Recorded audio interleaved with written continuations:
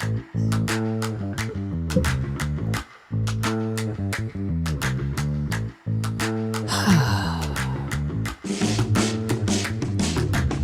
those wondering, just for clarity, the reason why we're wearing the same clothes is because we're recording another episode on money the same day. We didn't come back the following week with the same clothes on. So that's because they're comfy. That's right. Yeah, we're just always going to wear these clothes now. We thought they looked good last week, and so we're going to wear them every week. Brand them. Yeah. For your uniform. Preacher and the pawnbroker. So I am currently, when I release this video, 17 of us. It's actually 4 families. It's 4 different families. The Halls, the Vicis, the Yost, the Bouches. 4 families heading to Mexico to build a house. It happens in 3.5 days. It's called Yugo Ministries. And by the way, when I release this next week, you guys are most likely going to be covered in snow. Yeah. You're supposed to be a big one. Covered in snow, and it's going to stay cold all week long. Apparently in the teens every night is what they're expecting. So it's going to be snow and ice and we're going to be in Mexico, in Ensenada, in like Baja, building a house, and we'll be outside in probably t-shirts, about 70 degrees. So yeah. And I heard last year when you went, the food was really good. So you'll be eating delicious. Good food so and good. The warmth. It's called Yugo Ministries. It's down in Ensenada, Mexico. Wow. And so we'll be out in the, but we're going to be working hard, building a house, Serving the Lord. That's right.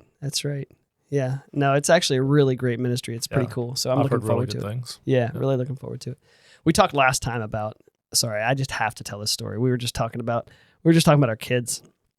And it always comes up.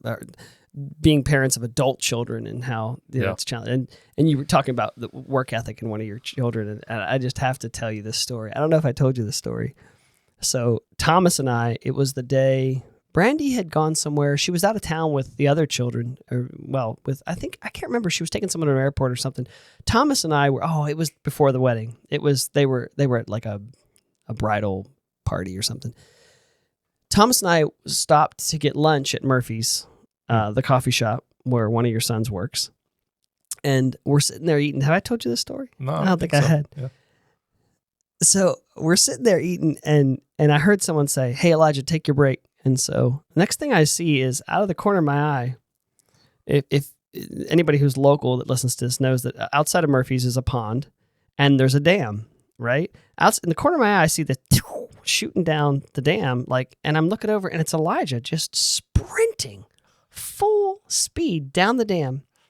And I see him get to the other end, and he looks at his watch, and he sits there, and I'm like, what is he doing? And then he stands there for a few minutes, and then poof, he bolts right back. And when he gets to the other end, he looks at his watch.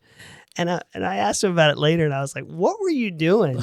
He's like, I took the opportunity to time myself, and I'd like to see if I was like, that's great. The kid that never stops. He's the Energizer Bunny. Yeah. Anyway, has nothing to do with our subject matter today. Using your time. Well, yeah, exactly. Exercising, that's good. Yeah, the pitfalls. We'll talk about the pitfalls of that. I don't know if there's any pitfalls there. But we talked last time about money in particular, and we talked about kind of healthy attitudes and perspectives when it comes to money, budgeting, personal finance, a little bit about business. I touched on that a little bit because there's actually more pitfalls than there are. Yeah. Healthy perspectives with business is mostly avoiding the pitfalls. And maybe that's for a lot of it, because there really is a lot of warnings. If you think about when Scripture talks about money, it's probably more warnings than it is kind of encouragements. It's kind of things saying, okay, watch out for this, watch out for this. And so today I wanted to talk more about specifically pitfalls, things that we really should watch out for. And if I think about it like in an analogy, because and anybody who knows me knows I do think in analogies. It's like telling your child, hey, I need you to go across, go get me something, but watch out for the dog. There's a dog in that yard over there. Stay away from that, and watch out. There's a hole. If you're running, you're going to hit this hole and you might trip and break your ankle or whatever. When we talk about money and talk about pitfalls, it's literally saying, hey, be careful. These are the things that almost everybody who has to deal with this has to watch. Oh, watch out for that, watch out for this. Yeah. And so that's the few things that I want to talk about is, what are those things that are common, that are common to most people when they say, when you teach your children how to have a healthy perspective on money and finances and business and church and how they deal with finances. What are the things that you say, this is kind of universal? These are universal things that you have to watch out for. What pops to mind for you? What are you thinking? Like, whether it's personal finances or... Yeah. First one for personal would be credit card debt. Debt. Yeah. Debt. It's easy to run a credit card and to pile it up and to say, I just pay the minimum payment. Yeah. You don't necessarily feel the pinch of that 28 or 30% interest rate. That's crazy, by the way. Oh my goodness. I remember when I was younger, I think 15% was high. Yeah. Now, you hear about credit card debt being in the 20% credit card APRs. And that's crazy. And I think seeing things that, I need this, so I need to put it on my credit card. Yeah. I think is unhealthy. I think it could be a real pitfall for you. And that would probably be one of the biggest that pastorally that I see. Like whether it's couples, who are fussing about money, it's because one is kind of putting debt on the credit card, buying things they don't need. Interesting. Or think they need, that they don't need. So I think having credit card debt is a big one. I think Dave Ramsey is right on that. Not having, if you can't manage it, you can't pay it off every month, get rid of it. That's your safety net. Just get rid of it. Use a debit card, or cash. But they get you. But there's rewards. 2, 3, 5% rewards. Yeah. And you think, who the rewards are meant to they're supposed to attract the people that they know are going to keep a balance on there. They'll give you 2, 3, and 5% rewards all day, every day, if you're spending 25% interest. Absolutely. Yeah, they don't have any problem with that at all. And even people who pay it off every month, say, I got these rewards. And I think, okay, there's some wisdom maybe in that, but studies, I've read some studies on the rewards of credit, and it almost never pays off. Yeah. A lot of people don't use them. Yeah. First of all.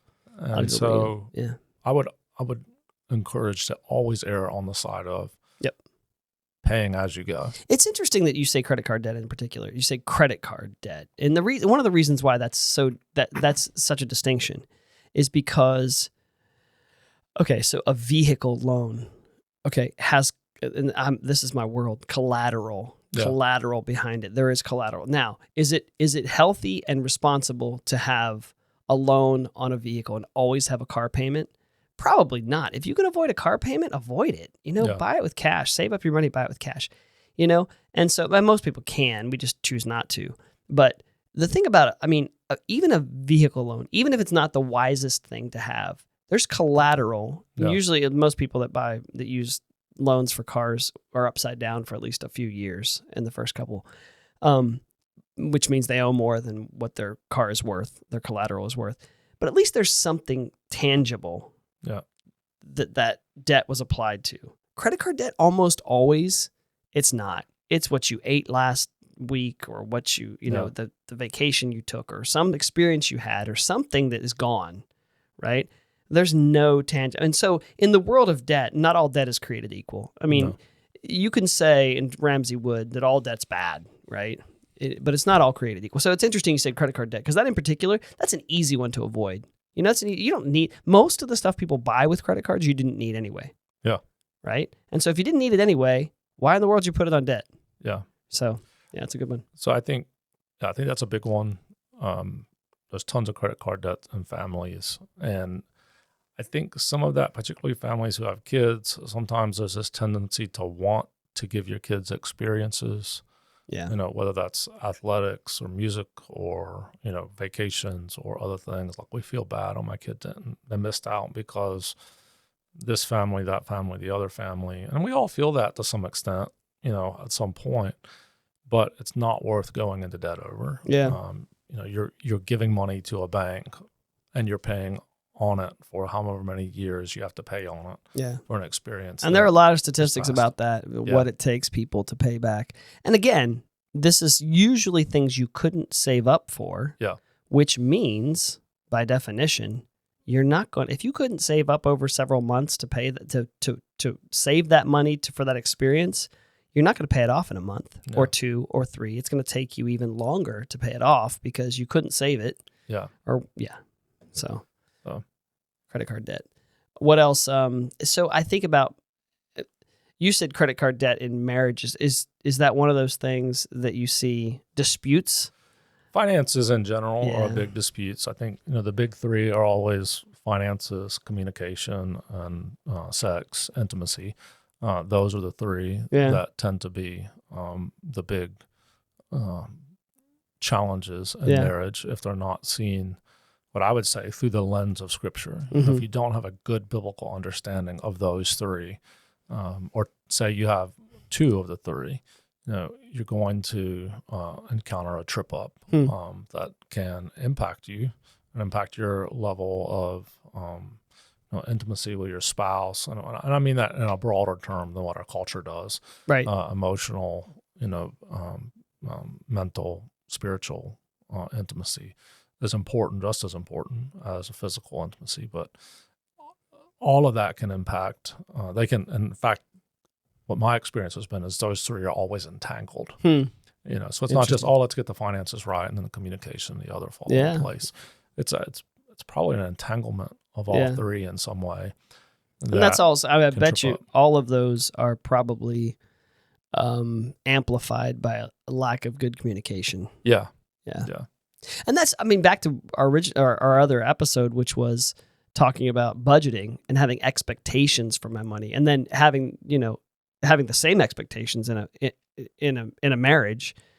Obviously, when you don't do that, your expectations are going to be totally different, and that's going to always cause conflict. Yeah, if you didn't set those expectations to begin with. The one thing, it's interesting. I've seen it in my world, and I think it's more common than it used to be. But one of the things about money that I see is people's desire for easy gain. And we've, in a Bible study, Tuesday morning Bible study, we've read through Proverbs over the last few months. And one of the things it talks about is that kind of that desire for easy gain. Gain without some kind of work. And you see people that are given to scams and people that are given to the easy turnover of like, if I just put some money over here in the lottery, what a terrible use of money is to play lottery or do things that you think, this has a really easy return.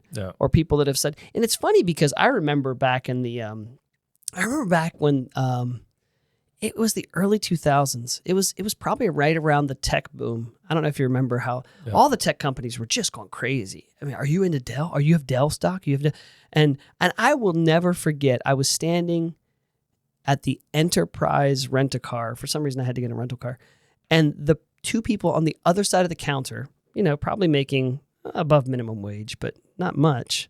Right? One was saying, "Oh yeah, I got I got a good tip on a stock, and I'm gonna max out my credit card and buy." And I'm thinking, okay, come on, seriously, this desire for easy money can often, and then that may not be 90% of people, but I think more guys, than it is women. But this desire to turn my money over, I had an experience with someone one time who I could tell had already given their money, some of their money to the scam, but somehow they had convinced themselves, even though everything that I was literally saying to them out loud, this is a scam. You're being scammed. They wanted to believe, because they had already invested, they already had skin in the game, that it was, no, this is real. And so they're going to give more to it. And I think that that desire for easy gain, I don't know if that's something you've, I think looking at our world today, things have changed probably some since, obviously, since we were out of high school, college, and our early time of being married. And whereas maybe our generation in those early years tended to maybe buy things we didn't need, buy tangible things that maybe we didn't need, or there could have been a tendency towards that. I think the current generation is more experience driven, So there's this whole social media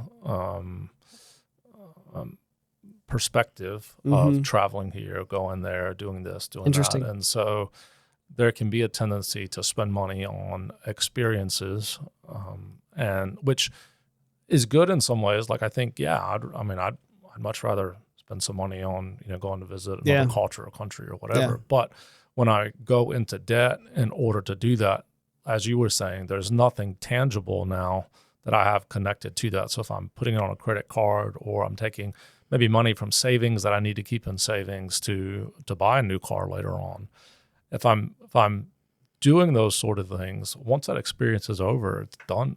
It's done with. Yeah. And then, but I'm looking now for the next experience down the road. I think we have to be cautious of what is the motivation. Because there is an emotional and mental motivation behind our spending. We go to the grocery store because there's a motivation to eat. So you're spending money on food. Well, it's the same thing with experiences. It's the same thing with other, even tangible things that we might want to buy. I need this because it's better than what I have, and what I have may not work for long. Well, what you have is working right now. Do you need to? And there might be some situations where it is necessary, for us to upgrade or do something different. But I think we ought to think, what is the spiritual, mental, emotional connection that's kind of driving this? Is it genuinely a need? Which again goes back to transparency. I think it's good to have transparency in our finances. A husband should not. I never liked the idea of a husband and wife having separate checking accounts, having separate financial accounts. Now, there might be some business reasons, you would need to speak to that in order to do that. But in terms of personal finances and other things, unless, there could be some history there that's difficult or whatever, there's some nuances. But overall, if you are married, my opinion is a husband and wife should have both names on both checking accounts, savings accounts. Everything should be jointly and transparent. I shouldn't spend large amounts of money without talking to my wife. I just shouldn't. Yeah. She needs to be aware of what I'm doing. I've tried it before, by the way. It's a bad idea. That's the blessing of this podcast, is that we're able to if I can talk tell from you, experience. One thing, bad idea, spending large amounts of money and thinking that your wife would be happy about it. Yeah. Yeah, I no. So the other blessing of this is that I'm not a pastor. And so the thing, like if I say, I think it's dumb to have checking accounts, in that both people don't have access to, that's silly. That's silliness. And it's funny because I've had this conversation with many people because I own a business. We own a business. Yeah. Someone said to me one time, and I think I've probably mentioned this on the podcast before, is like, hey,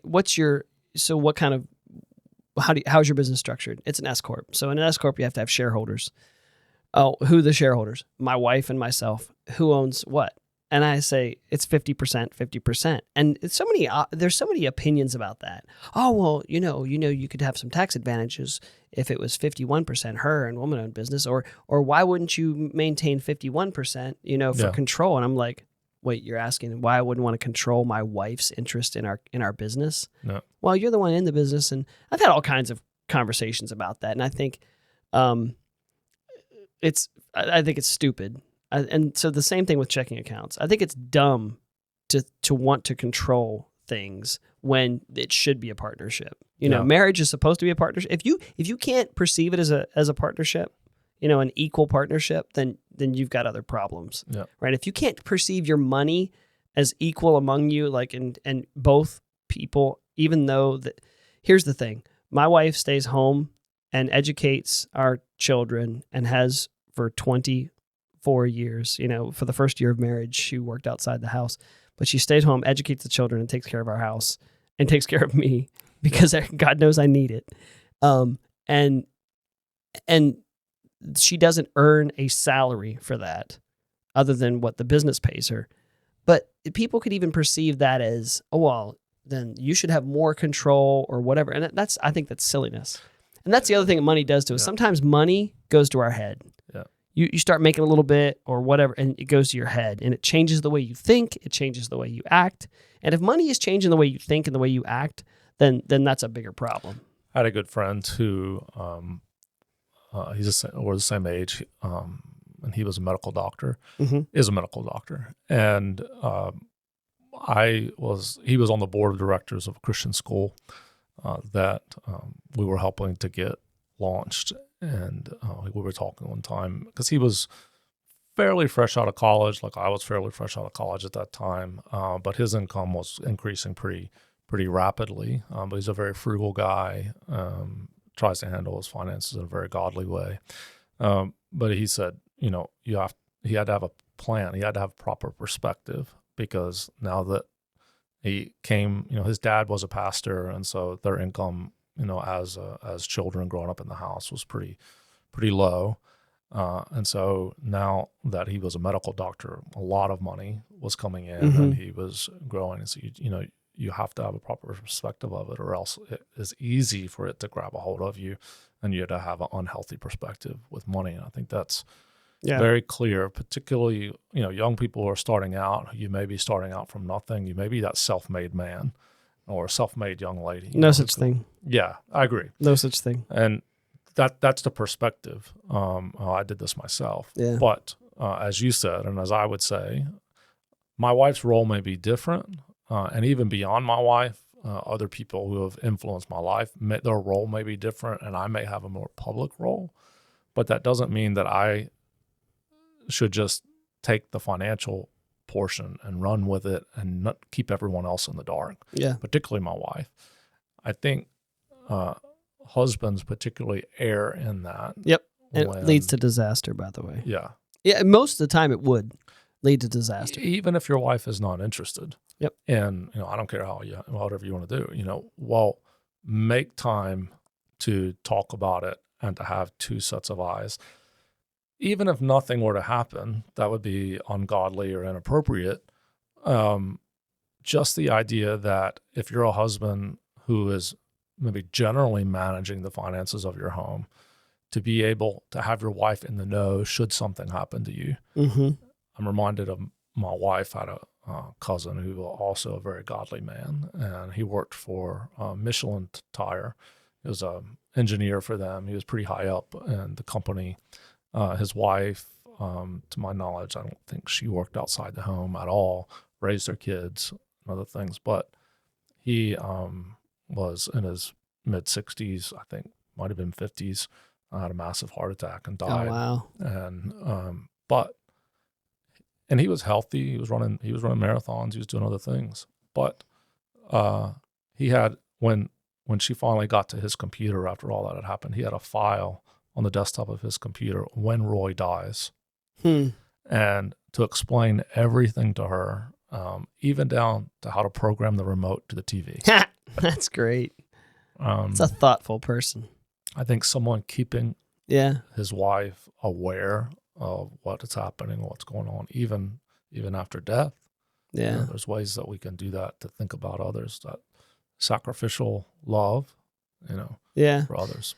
And then the pitfalls obviously would be, you've seen it. Money changes relationships. It really does. It does. I really sometimes feel, and people, well, you shouldn't feel bad. I feel bad for the people that have seen success just go through the, because all of a sudden it's very difficult for you to take anybody at face value, because it's very difficult for people not to have ulterior motives when they approach you. So, you think about some big name celebrity or star, someone very, very, very, can you imagine being Jeff Bezos?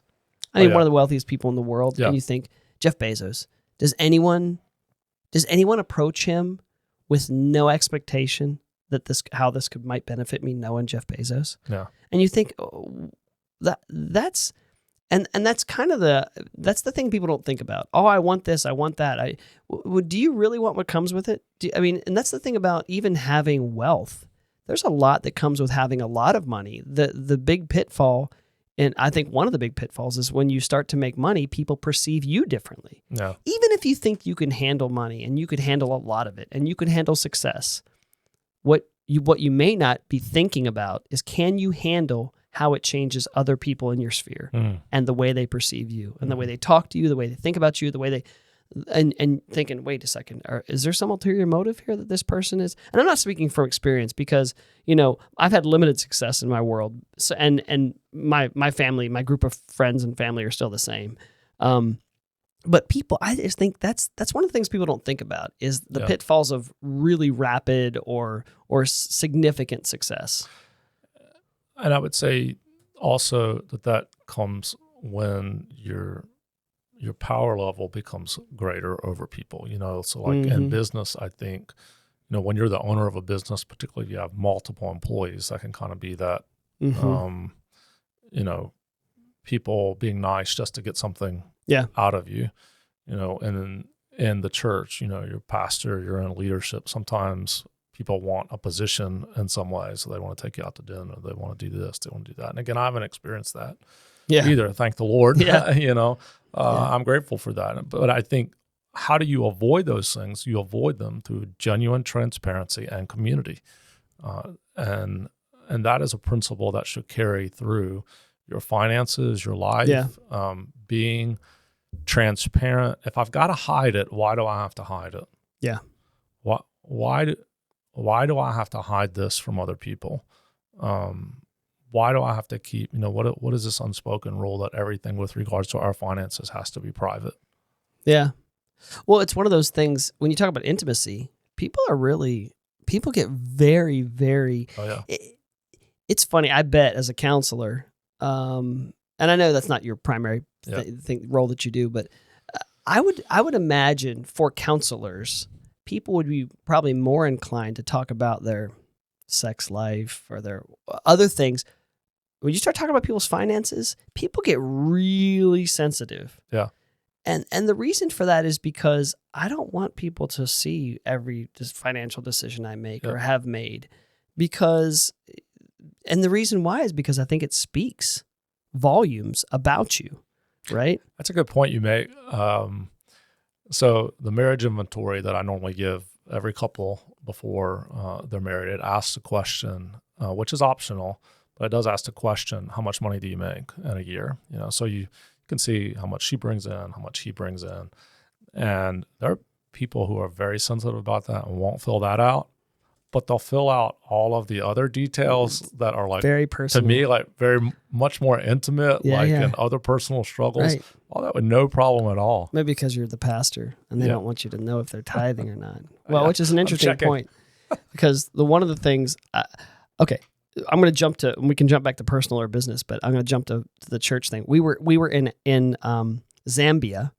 We were in Zambia, and we were talking to leaders about the fact that I was the treasurer for the church came up, and we were talking to leaders about, and it was all church leaders in this little conference we had.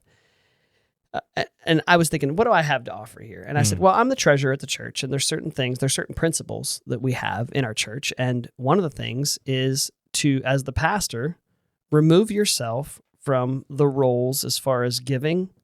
And so remove yourself from visibility of who's giving what.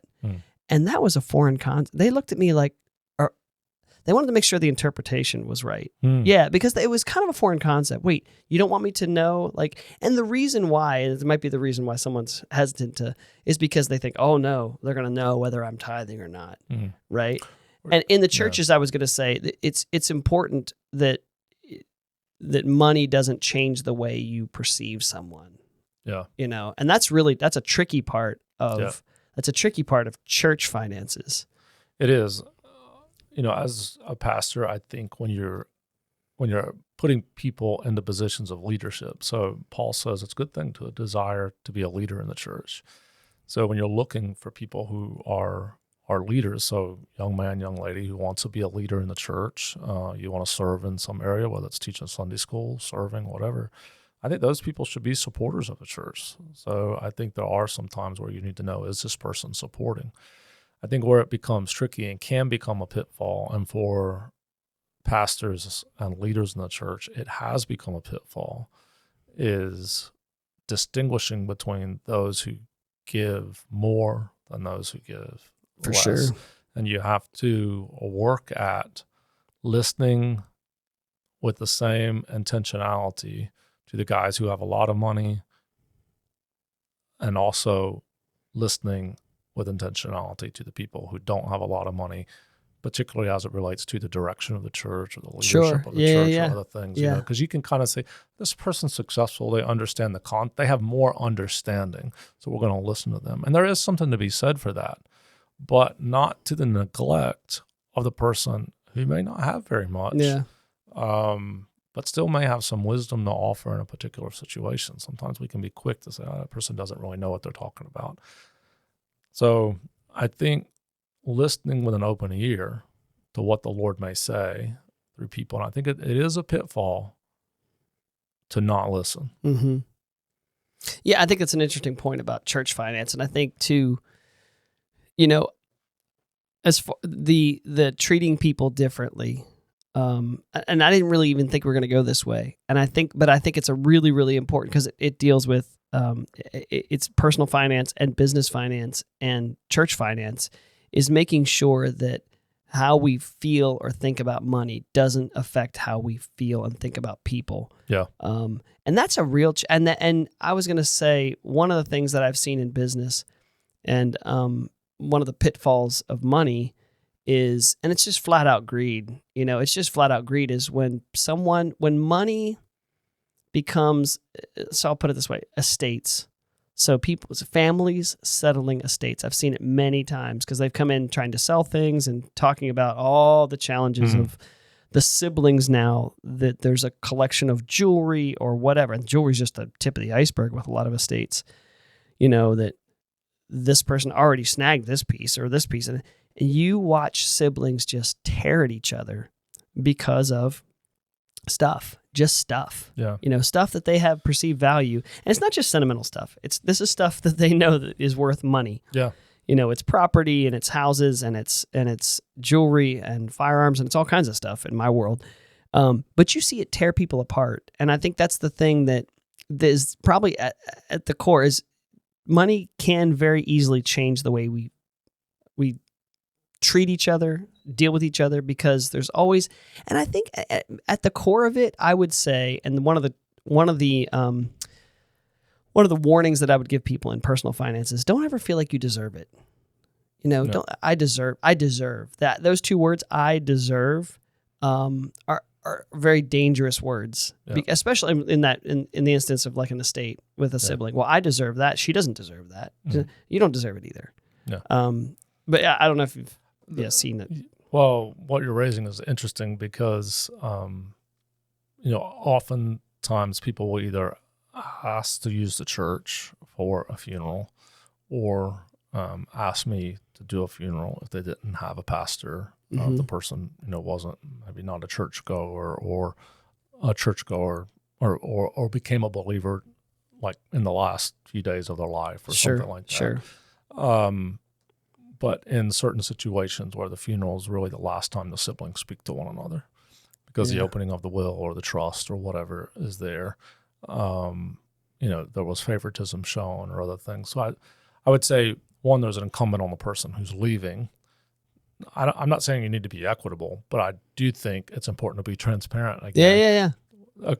Gather your family together. Don't wait until you've gone for the will to surprise She's getting everybody. the house, you get nothing because you're irresponsible. Whatever. Whatever. But you're transparent. You're saying, hey, this is what's going to happen, whatever. Because it is not an anomaly that the funeral is the last time siblings speak. And if I were to think of that with my own kids, and it's over money, but over money. Over money. That is, that would break my heart. Yeah, it's crazy. That my kids would, not have a relationship with one another because you didn't get what you thought you deserved. And like you said, which I think is a right thing, what do you deserve particularly if your parents were the one who. Yeah, and that's what people say to me. Many times people have said to me, are you going to leave the kids to is the business going to pass to your children? I'm like, if I die tomorrow and Brandy dies with me, then sure. My kids get the business and whatever. I said, but I'm not looking to give stuff to my kids, when I would hopefully equip them to make their own way in life, hopefully. But this idea that because they're my children, if I am successful in life, they deserve what I made. No. It's such a crazy concept to me. No. I'm sorry. I know you're my child, and I'm going to try to be my kids. If they listen to this, I'll be like, wait, and now they know that I've said this before. Yeah. That I hope to equip them to go make their own way in the world, and I that expectation or think that I deserve something is so wrong-headed at the expense of relationships, which is crazy. And that's the real. And I'd say, of all the pitfalls here, and I would say I've got some real, like when it comes to businessmen, people like, hey, they come to me, what should I know as I go into business? And I've got a few things in particular, usually dealing with money. But the real danger, I think, of money is that it does change relationships. It changes people. It changes the way we treat each other. And that's a real problem. That's the bigger problem than the ones I'm thinking about. People come to me and they say, hey, I'm thinking about starting a business. What are the things that I should be aware of? And one of the problems is that you start making a lot of money pretty quickly if your business is successful. And it's the kind of money that if it's business kind of revenue, which it needs to be, and you're only used to personal revenue, and if it's business revenues now, that's an order of magnitude more than what my personal salary ever was if I was working for someone else. But guess what? Now you have to pay bills. Yeah. People love to take the money before they pay the bills, and that's the problem, is not understanding where all your bills are. Taxes. Make sure. I mean, it'll get you in trouble. And the reason why it gets you in trouble is because you feel like, hey, I worked and I deserve. I built this thing and I deserve. Again, those two words, I deserve. And I think that is at the core of a lot of greed and problems when it comes to money. As a new business owner, and all of a sudden you start making some decent money. Oh, I deserve it. Yeah. Well, guess what? You got to pay everybody else before you see what the I deserve looks like at the bottom. The other thing, I think, at least I saw it. I grew up my parents had a small business. They had a farm, and then my dad was a masonry contractor. And one of the things that I saw with him is that often work was more seasonal. He worked all the time. Yeah. But for instance, at least it's different now, but then, if he was a masonry contractor, so if it was below freezing, his guys couldn't work because now they've got additives they can put in the concrete and stuff, so guys can keep working generally. But back then, I can always remember my parents saying, we've got to put back because we know, a certain season is coming. And then, they went into, selling wood burning appliances and other things. Well, that's seasonal work, but you have employees that you're employing year round. So the ability to budget and manage and put away and realize that everything in this business I can't take out if it's going to be successful over the long run makes a lot of sense. On the church side, I think about, a lot of people perceive church finances the same way they perceive other, like, for example, not other nonprofits, other entities that are using other people's money, that whole OPM thing. And that's one it can be a pitfall in church leadership for sure. It has been for many. It's the whole, and it's funny when I think about other people's money, I think maybe that's how I should treat my business money and my personal finances too, is that it doesn't really, I'm not entitled to it necessarily. It's not, and it's hard. That's a really hard, it's not as hard for me on the church side. Yeah. Right. I always say, and you've heard me say it in a board meeting, and I've said it to many people, when we're making decisions, I want to be of the mindset, we are spending a little old lady's Social Security check. Yep. Right. With whatever decisions we're making in the board meeting, we are spending a little old lady's, not that there's any little old ladies. I hope if any of them listen to the podcast, they're not going to, wait, am I the little old lady in the Social Security check? Right, the proverbial little old lady with Social Security check. And we need to be really responsible and make sure that we're thinking about that. This is someone else's hard-earned money that they put. And the truth is, it's not even that. This is God's money, God's right? money. Yeah, they've already given it. They already let go of it. They let go of it, and now we're making decisions. Yeah. And you think that I feel really responsible. And I think that if we took that and I say, okay, can I be that same kind of, because then it's the word steward. If I can be if I can be a steward in the church and make sure I'm stewarding God, what I perceive as God's money in the church, then shouldn't I have the same perception of that same money in my business? That's God's money too, and would that help if I, Yeah. So obviously, as church treasurer, you're on both sides of this. Yeah. You're a businessman, you're a church treasurer. So, how big a leap is that for you? I would say I have no problem at all on the church side perceiving it as something that I'm not entitled to any. I mean, I take the decisions very seriously. It's like, this is really serious stuff. People have, they've trusted, they've entrusted. It's like the fiduciary relationship. They've entrusted their money, their hard-earned money, and let go of it to us to then make decisions. And that's not hard for me to perceive that as not mine. I have a real responsibility to do what's best for the church. It's harder on the business side. It is really difficult. And for most business owners, I would say this. It's for most business owners, it's difficult to kind of make that, whoops, that's the wrong camera. There we are. To make that leap and say, okay, this is not mine. Yeah. For small business owners in particular, people that have kind of grown out of something really, really humble, it feels like their money for a long time. And I don't know, maybe when you take on partners or go public or whatever, then everything changes. But when I fill out my taxes at the end of the year and there's two shareholders, it's me and someone else with the same last name as me, and I live with her, right? So those are the two shareholders. It still feels like mine. It's really hard to kind of make that leap and say, I'm a steward of this. Yeah. I don't have a problem. I don't have a problem when I give, letting go of it, and but I don't know. I mean, I don't know if that answers your question. Yeah, no, I guess I just think that for all of us, that's the key from church, business, personal, perceiving what we've been given as a gift from God that we're stewards of. I think sometimes I think you're right. I mean, I would equate the church to my personal finances. Like, I feel like, I'm more in control of my personal finances. Yeah. The church, I easily perceive we've got to be very cautious, very diligent, very faithful. On the personal finance side, well, that's my decision. And so I think the perception, I think biblically we should have, and we should try to, I need to work at it, is perceiving everything that I have as a gift from God's hand. Yeah. God has been generous to me, and now I'm required with the same diligence of the church to be a good steward of what he's entrusted, to not complain. That's a hard one too. To be grateful for what we have, and to see it gratitude. As a gift. Yeah. Gratitude. I'd say that's the one. That's another pitfall of money. And I don't know. The two are definitely related, but ingratitude,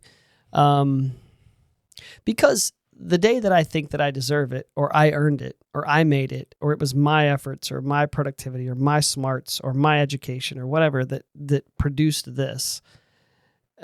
That's the day when ingratitude would set in, I would say. And I would say when it comes to the tithing side, a lot of people that have grown up in church, or at least have been trained or disciplined to tithe, think the 10%'s God's and 90%'s mine. And that's even wrong-headed, I think, because then I can do whatever I want to with the 90%. And that's not the right way to perceive it, I don't think, and because that makes us bad stewards too. And then we think, oh, it doesn't matter what I gave my tithe. I can do whatever I want to with this, even if it's selfish, ambitious. I mean, selfish desires and things that are they're just wasting. It's wasteful. Greed is the one thing that I think it's one of those things it's ugly when you see it on people, but sometimes people don't see it in themselves. Yeah. and I think it's born out of ingratitude. A lot of times greed is born out of ingratitude. It's back to the I deserve thing. It's funny. We were talking before the podcast of driving down the road and having this tendency to look at the car next to you and be like, wow, that is cool. I'd like one of those. Yeah. Right. And then my wife and I were doing that. I said that today and I said, he's probably looking at my truck and saying, oh, wow, that's cool. I'd like to have one of those. And I think, and that's it's such a human tendency for the shine to completely be people say, oh, wow, I really like your car. Like, oh, okay. Yeah. Or your house is beautiful. Oh, I guess it is. But once you live in it, or once you have it, or once you've taken possession of it, then the shine kind of is removed. And and now all of a sudden you're looking over there or over there. And that's obviously a pitfall of what money does to, but what's at the heart of that? I mean, other than ingratitude, but what do you, people's inward motivations, obviously vary from person to person, but I think the way you overcome some of those things, even in the tangible things that we own based upon our income, is how, God has given you a business to glorify him and to advance his kingdom. I built this business from scratch. God has given you a nice home to glorify him and to advance his kingdom. He's given you a nice truck to glorify him and to advance his kingdom. He's given you, not you particularly, he's given maybe someone who doesn't have those things. He's given you an old car that you have to repair from time to time. He's given that to you. That's my son's car that I have to repair from time to time. To glorify him and to advance his kingdom. Yeah. So we have to see it. I mean, I genuinely believe that we have to see our things, our possessions, our finances in those perspectives. Yeah. And that becomes the limiter on allowing us to go to the excess. The excess is, where Jesus gives the parable of the guy with the barns. Yeah. I've got my barns are full. I'm so happy. I got plenty. I'm going to tear these barns down. Now I'm going to build bigger barns so I can have more for myself. And I'm finally going to have enough. And then I'm going to sit back and say to myself, good. I can rest and drink and be merry. It sounds like retirement, doesn't it? And and Jesus says, you fool, tonight your life is going to be required of you. Then what's going to become of all these things that you've done? And I think the point there being that if you are a believer and you're serious about being a believer, you're not just a cultural Christian. Your pitfall is to be caught up in, I don't necessarily like using this, but I'll say it, kind of the Western mindset of consumerism and things and whatever. You're going to, the biblical idea is of us being sacrificial and everything that we have being tools that are used to employ for the advancement of the kingdom. If we could grasp that and see that, one, I'd work really hard. I'd probably work harder than one. If I really grasp it because I want to advance the kingdom, I want God to be glorified. I wouldn't complain about my work. I wouldn't go into debt because why would I put God's kingdom in debt? I wouldn't do certain things, and I would do other things because I want to advance his kingdom. So I think a big pitfall is what is the perception that you have of these things? Yeah.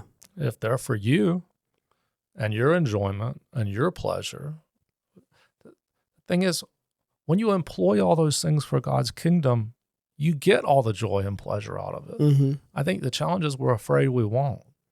We're afraid I won't be able to enjoy it unless I get to enjoy it the way I want to enjoy it. But Jesus says, I'm going to give all these things back to you and more. Just trust me. It's interesting too that, we tend to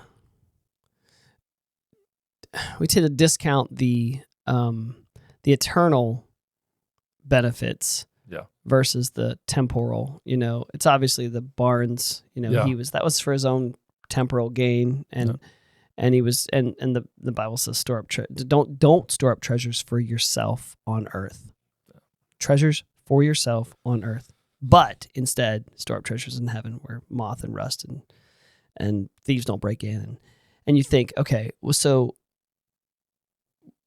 it's perspective. It's all about perspective. It and is. I think, I mean, obviously that's the thing that keeps us from treating money in the wrong way is perspective of what it's just a tool. It's just a tool. And I would go back to that often misquoted verse. People say money's the root of all evil.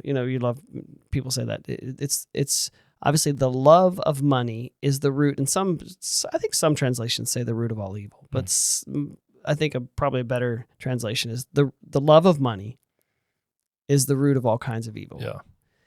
What do you think that, I mean, how do we keep ourselves from loving money? What is it? Yeah. And just kind of, to kind of synopsize it, I think the key takeaway, both for those of us who are in our middle age, young people, older people who are in retirement. Again, this is just my perception of kind of what we've already been sharing, is one, be transparent. Let other people look at what you're doing with what you have, to examine. I mean, I would venture to say that where you put your money, Jesus says, that's where your heart is. That's where your heart is. So why not let someone into that to kind of view where your heart is? Yeah, that's a good point. That would be one. And two, I would say as much as we can, let's have the perspective that my paycheck is not signed by my boss. While it may be in reality, my paycheck is a gift from the Lord. Yeah. So that does a lot to stop me from complaining against whoever my boss might be or whatever. If I need more money, I want more money, then I go to my real boss. You go to the Lord, ask him, provide. I need more. I need you to provide for me for this or for that or for the other. And recognize that he's given it to me in order to build and advance his kingdom as a faithful steward. So having a genuine kingdom mindset about what God has given us in order to help advance his kingdom, I think really does help us avoid some of the pitfalls. Because if you were to say to me, hey, Robert, I need you to hold on to this $1,000 while I'm gone to Mexico, and when I come back, I'm going to pick it up from you. I'm going to guard that more than I'm going to guard my own money. Right? That's right. I want to make sure that it's cared for, that it's in a safe, that it's protected, that nobody's going to, because that's not mine. You're being entrusted with something that somebody else's. I would, that's just the mentality. And I would say most people are going to have that mentality. When you see it as someone else's, you're more, in some ways, more diligent to take care of it and use it in the way that they would want it to be used. That's a good perspective. And the other thing I would say is that it does not, this love of money knows no status or. Yeah, for sure. The love of money is, while the Bible warns about how difficult it is for a wealthy person, wealth is not the only thing that is, people are not only vulnerable to the love of money when they have a bunch of it, right? Yeah, for sure. It's, that greed, that love of money is something that attacks the heart even when you have little. Yeah. Yeah. Good conversation. Thank you. Thank you. There. I don't even know if that's the right music. No, there's two music there. Let's do this again. There it is. Wow, that was confusing. I thought I had a heart attack there. Thanks, Robert.